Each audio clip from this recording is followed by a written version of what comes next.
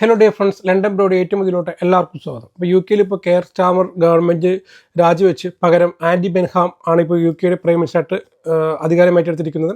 അപ്പോൾ കഴിഞ്ഞ കുറച്ച് കാലങ്ങളായിട്ട് യു കെയിൽ നടന്നുകൊണ്ടിരിക്കുന്ന രാഷ്ട്രീയ അരക്ഷിതാവസ്ഥയ്ക്കൊരു അന്തിമ വിധി വന്നു എന്ന പോലെയാണ് ആൻഡി ബെൻഹാമിൻ്റെ സ്ഥാനലബ്ധിയെ പലരും കാണുന്നത്. അപ്പോൾ ആൻഡി ബെൻഹാമിന് യു കെയെ വലിയ രീതിയിൽ മാറ്റിമറിക്കാൻ സാധിക്കും എന്ന് വിശ്വസിക്കുന്ന ഒരുപാട് പേര് ഇപ്പോൾ യു കെയിലുണ്ട്. ഈ ഒരു രാഷ്ട്രീയ മാറ്റത്തിൻ്റെ പശ്ചാത്തലത്തിൽ യു കെയിലെ കെയർ വർക്കർമാർക്ക് എന്തെങ്കിലും സാധ്യതകളുണ്ടോ?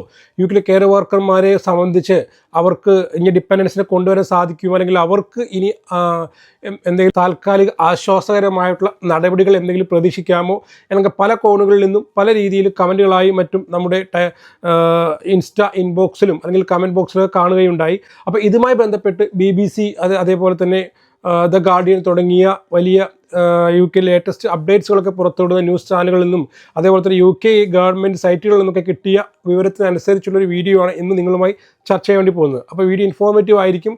ലൈക്ക് ചെയ്യാനും കമൻറ്റ് ചെയ്യാനും ഷെയർ ചെയ്യാനും സബ്സ്ക്രൈബ് ചെയ്യാനും വിട്ടുവരുത്. നേരെ വീഡിയോ എടുക്കാം. യു കെയിൽ ഇനി വരാൻ പോകുന്ന നിയമമാറ്റങ്ങളെക്കുറിച്ച് തീരുമാനങ്ങളെക്കുറിച്ചൊക്കെ എല്ലാവരും ജാഗരൂകരായിട്ട് ഇരിക്കുകയാണെങ്കിൽ കൂടി പ്രത്യേകിച്ച് ഏറ്റവും വലിയ രീതിയിലുള്ള ഒരു ബ്രേക്കിംഗ് അപ്ഡേറ്റ്സ് ഒന്നും ഗവൺമെൻറ് ഇതുവരെ പുറത്തുവിട്ടിട്ടില്ല.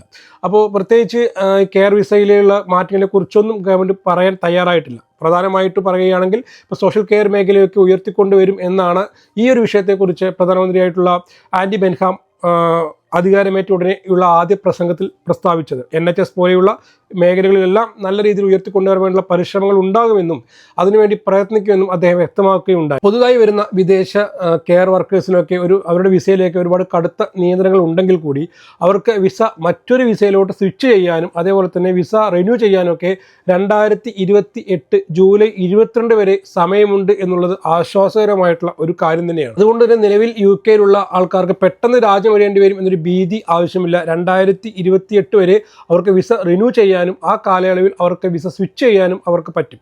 അപ്പോൾ ഇപ്പോൾ നിലവിൽ വിസയിൽ നിന്നുള്ള ആൾക്കാർ എത്രയും പെട്ടെന്ന് തന്നെ കെയർ വിസയിലേക്കുള്ള ആൾക്കാരാണെങ്കിൽ നിങ്ങൾക്ക് വിസ സ്വിച്ച് ചെയ്യാൻ പറ്റുവാനുള്ള ഉപകാരമാണ്. അതിനുശേഷം 2028 ശേഷം അതിന് സാധിക്കുമോ ഇല്ലയോ എന്നതിനെക്കുറിച്ച് വ്യക്തതയില്ല. അടുത്ത പ്രധാനപ്പെട്ട കാര്യം സോഷ്യൽ കെയർ മേഖലയിലെ പ്രവർത്തനങ്ങളെ പരിഷ്കാരങ്ങളെക്കുറിച്ചാണ്. പ്രത്യേകിച്ച് NHSലൊക്കെ ഇനി പരിഷ്കാരങ്ങൾ കൊണ്ടുവന്നില്ലെങ്കിൽ NHS ഒക്കെ തകർച്ചയിലോട്ട് പോകും എന്ന് BBCക്ക് കൊടുത്ത ഒരു അഭിമുഖത്തിൽ പ്രധാനമന്ത്രി ആൻഡി ബെൻഹാം വ്യക്തമാക്കുകയുണ്ടായി. കാരണം NHSനെ പുനരാവിഷ്കരിക്കുക പുനരുദ്ധരിപ്പിക്കുക എന്ന് തന്നെയാണ് കെയർ സ്റ്റാമറും പറഞ്ഞു വന്നിട്ടുണ്ടായിരുന്നത്. ഇപ്പോൾ ആൻഡി ബെൻഹാം അതിന് തന്നെയാണ് ഇമ്പോർട്ടൻ്റ് കൊടുക്കുന്നത് എന്നാണ് പറയുന്നത്. അപ്പോൾ ഇതിന് പരിഹാരമായി NHS മാതൃകയിൽ ഒരു നാഷണൽ കെയർ സർവീസ് തുടങ്ങാനുള്ള ശ്രമത്തിലാണ് ഗവൺമെൻറ്. അപ്പോൾ അത് പ്രാവർത്തികമാവുകയാണ് കെയർ സ്റ്റാഫുകൾക്ക് മികച്ച വേതനവും പരിഗണനയും കൊടുക്കാൻ സാധിക്കും എന്ന് ഗവൺമെൻറ് ചിന്തിക്കുന്നു. മൂന്നാമതായിട്ട് നമ്മൾ ചെയ്യേണ്ട കാര്യങ്ങളെക്കുറിച്ചാണ്. അതായത് നമ്മളിപ്പോൾ യു കെയിൽ തൽക്കാലം ഇതിനെക്കുറിച്ചൊരു അപ്ഡേറ്റോ കാര്യങ്ങളൊന്നും വരുന്നില്ല. നമുക്കൊരു ഐഡിയയും കിട്ടുന്നില്ല എന്താണ് സംഭവിക്കാൻ പോകുന്നതിനെക്കുറിച്ചൊരു ഇതുമില്ല. പക്ഷേ എങ്ങോട്ട് വേണമെങ്കിലും നിയമങ്ങൾ മാറാം.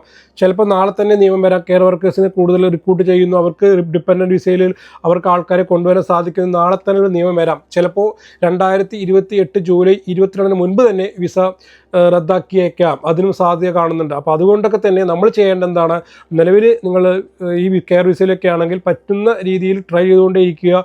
നിങ്ങൾ വിസ സ്വിച്ച് ചെയ്യാൻ പറ്റിയ അവസരമുണ്ടെങ്കിൽ ഒരിക്കലും അത് നഷ്ടപ്പെടുത്താണ്ടിരിക്കുക. ILR ലഭിക്കണം എന്ന രീതിയിലൊക്കെയുള്ള ആൾക്കാർ 5 വർഷമൊക്കെ അടുക്കാറായ ആൾക്കാരാണെങ്കിൽ എത്രയും പെട്ടെന്ന് തന്നെ അതിനുവേണ്ടി ശ്രമിക്കുക എന്നുള്ളതൊക്കെ തന്നെയാണ്. പുതിയ നിയമം നിലവിൽ വന്ന ശേഷം അതിന് സാധിച്ചില്ലെങ്കിൽ അത് വലിയൊരു അബദ്ധമായി മാറും. U K home office care visa സംബന്ധിച്ച് എന്തെങ്കിലും ഔദ്യോഗികമായിട്ടുള്ള നടപടിക്രമങ്ങളോ എന്തെങ്കിലും നിയമങ്ങളോ തീരുമാനങ്ങളോ ഉണ്ടാവുകയാണെങ്കിൽ തീർച്ചയായിട്ടും നമ്മുടെ ചാനലിലൂടെ പുറത്തുവിടുന്നതായിരിക്കും. അപ്പോൾ നിങ്ങൾ ഈ ചാനൽ ദയവേത് സബ്സ്ക്രൈബ് ചെയ്യാത്തവങ്ങൾ സബ്സ്ക്രൈബ് ചെയ്യുക, ബെൽ ബട്ടൺ ഒന്ന് പ്രസ് ചെയ്തേക്കുക. അതേപോലെ തന്നെ നമ്മുടെ ചാനൽ കമ്മ്യൂണിറ്റി ടാബുകളും ഇടയ്ക്കൊന്ന് പരിശോധിക്കുക. പ്രധാനപ്പെട്ട വാർത്തകളും ന്യൂസുകളൊക്കെ ഞാൻ അവിടെ അപ്ഡേറ്റ് ചെയ്യാറുണ്ട്. എന്തായാലും ഈ ഒരു വീഡിയോ വൈൻഡ് അപ്പ് ചെയ്യുകയാണ്. അപ്പോൾ താങ്ക്സ് ഫോർ വാച്ചിങ്. ലേറ്റസ്റ്റ് അപ്ഡേറ്റ്സുമായി ഉടനെ വരുന്നതായിരിക്കും. Bye, see U.